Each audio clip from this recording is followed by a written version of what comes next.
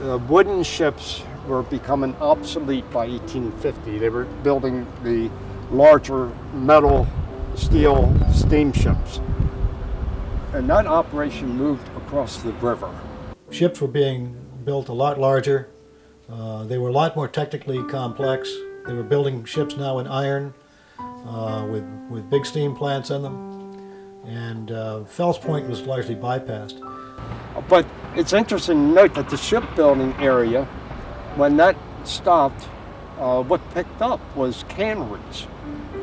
We were right on the water, so we could get produce and seafood from Eastern Shore and the counties. And there were a series of canneries along this waterfront here.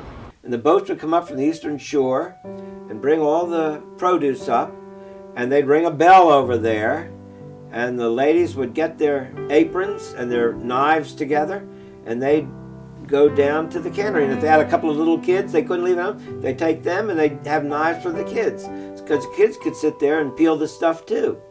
These people worked, and they saved and worked. It didn't cost all that much money to buy a house.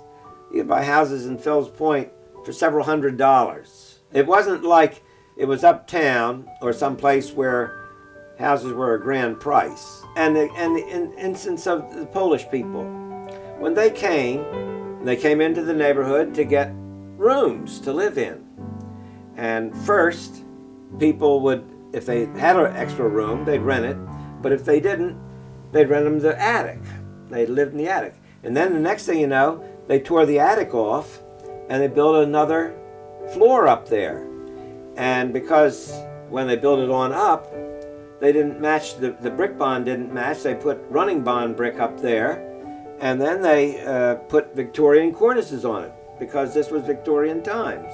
So you have that with a 18th century first floor and a Victorian top floor.